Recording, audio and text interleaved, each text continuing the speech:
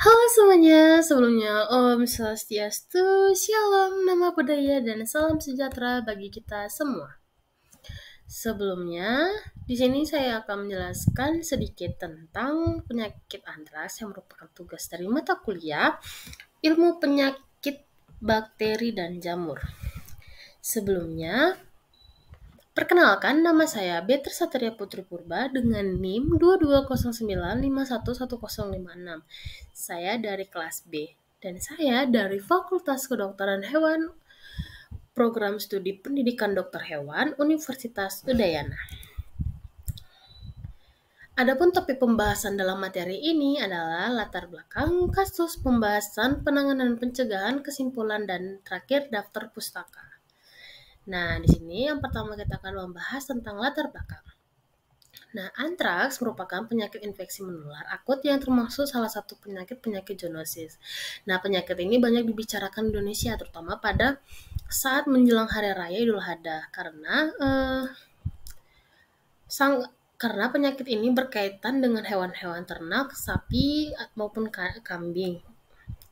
Nah, antraks disebabkan oleh bakteri Bacillus anthracis. Nah, bakteri ini mempunyai kemampuan membentuk endospora, yaitu suatu bentuk pertahanan diri suatu bakteri, sehingga menyebabkan bakteri ini sulit dieradikasi. Nah, penyakit antraks ini semakin diperbincangkan dan dianggap signifan karena dampak tidak hanya sebatas pada kesehatan manusia dan hewan ternak, tapi memiliki dampak negatif pada ekonomi dan perdagangan, terutama perdagangan ternak, baik itu nasional maupun internasional. Nah, selain itu, terdapat implikasi sosiopolitik dan keamanan negara yang perlu diperhatikan, karena bakteri antraks dapat digunakan sebagai senjata biologis Nah, di beberapa wilayah di Indonesia, seperti Jawa Barat, Jawa Tengah, Nusa Tenggara Timur, dan Nusa Tenggara Barat masih merupakan wilayah endemis antraks, yang berarti penyakit ini masih aktif di sana dan berpotensi menimbulkan masalah yang lebih luas. Nah, daerah yang berpotensi terinfeksi penyakit antraks ini adalah daerah yang berkarakteristik alkalin, berkapur, dan beriklim tropis. Nah, spora bakteri di lingkungan ini mengalami sporulasi dan akan menjadi infektif. Nah, kejadian antraks Indonesia pertama kali dilaporkan pada tahun 1832, yaitu di Kolaka, Sulawesi Tenggara, dan pada tahun 1884 kembali dilaporkan kasus antraks yang menjadi wabah di daerah Teluk Betung, Lampung, dan kasus ini juga erat kaitannya dengan perdagangan dari Eropa ke Asia dan berimportasi ternak. Nah, di sini saya mau mengangkat kasus atau membawa kasus yang beberapa bulan yang lalu yang lagi viral, yaitu wabah antraks yang terjadi di Gunung Kidul. Nah, di Provinsi Daerah Istimewa Yogyakarta, yang merupakan ancaman serius bagi masyarakat dan lingkungan sekitar. Nah, upaya pencegahan dan penanganannya yang cepat dan efektif sangat penting untuk minimalkan dampaknya. Otoritas kesehatan harus segera merespon dengan isolasi kasus-kasus terinfeksi, memberikan perawatan medis yang tepat, dan melakukan survei ketat dan untuk mengidentifikasi potensi penyebaran yang lebih lanjut.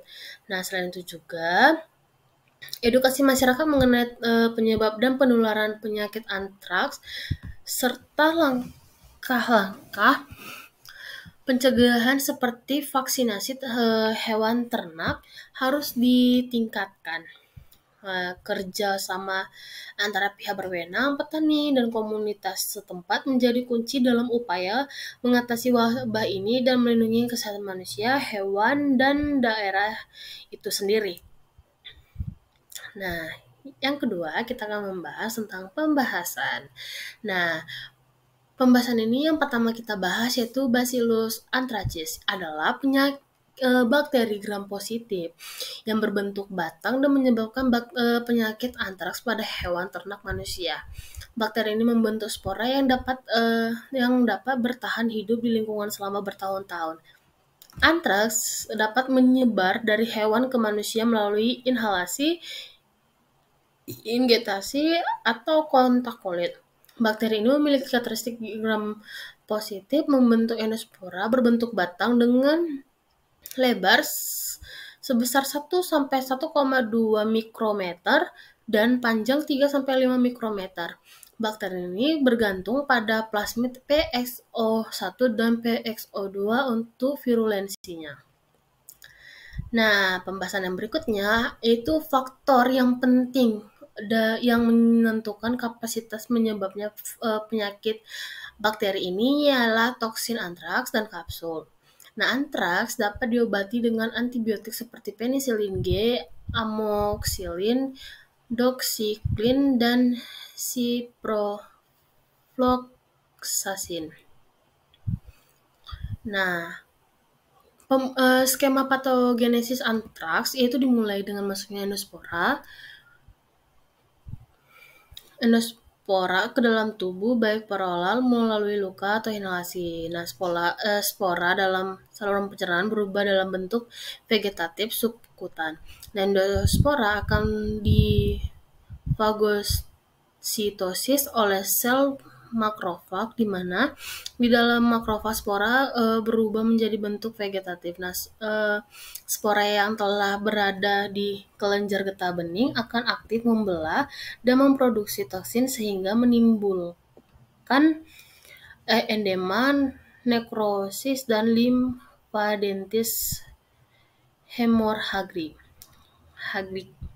Nah, penyebaran spora dalam tubuh terjadi melalui dua cara, yaitu hematogen dan limfogen. Dan pada penyebaran tersebut menyebabkan septikemia, dan teksemia.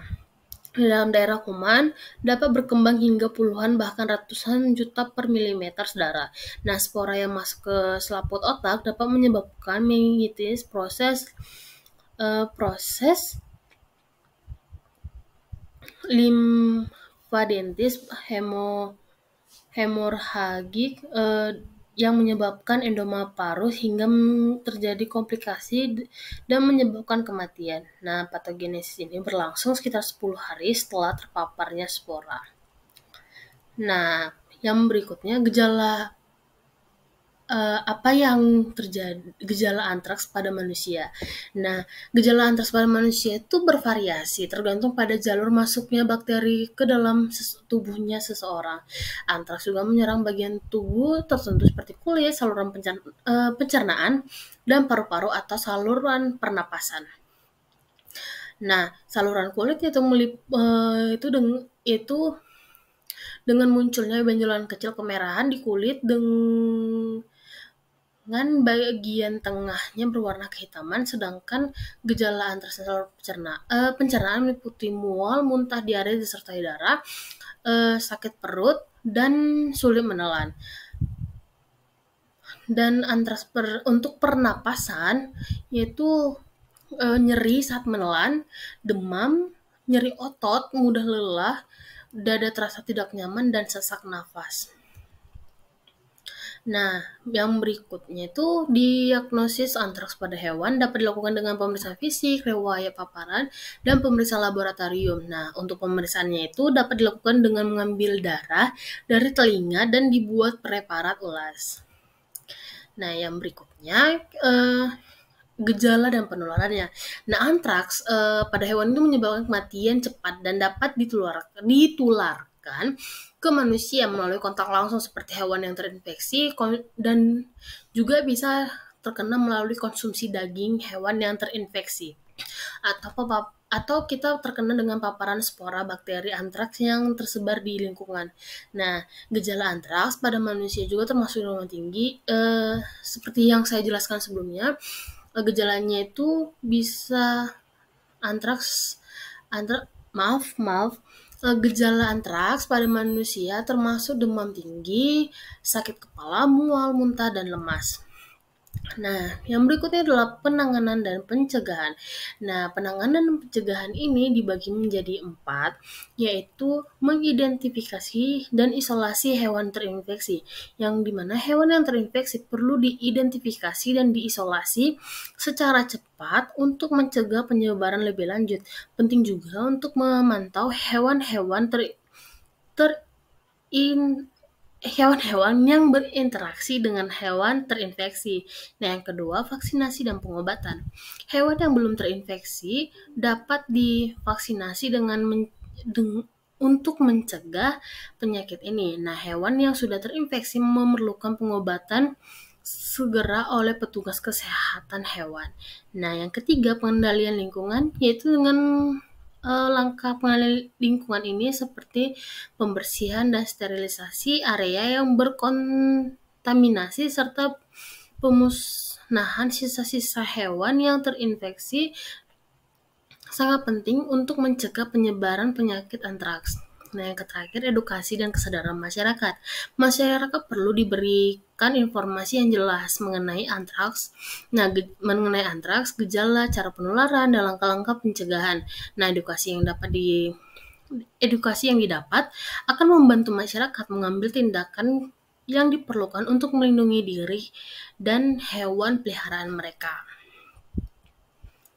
Nah, dari pemaparan materi saya dapat disimpulkan antraks yang disebabkan oleh bakteri Bacillus anthracis yang merupakan sebuah zoonosis yang memiliki dampak besar di Indonesia, terutama yang mendekati untuk Hari Raya Idul Adha yang melibatkan hewan ternak.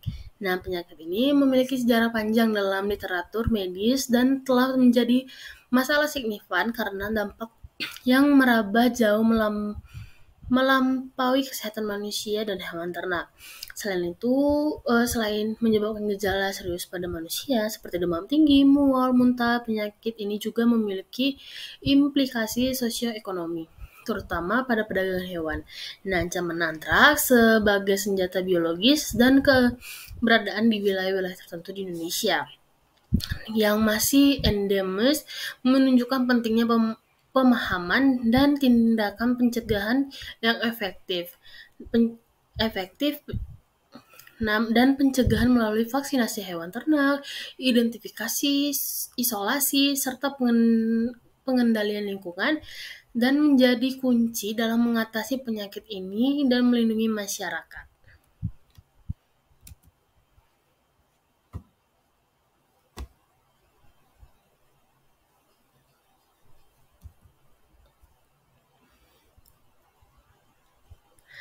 Mungkin sekian video penjelasan saya tentang penyakit antraks. Mohon maaf apabila ada kesalahan kata maupun kesalahan penyampaian saat penyampaian. Saya mohon maaf. Saya tutup dengan Parama Santi.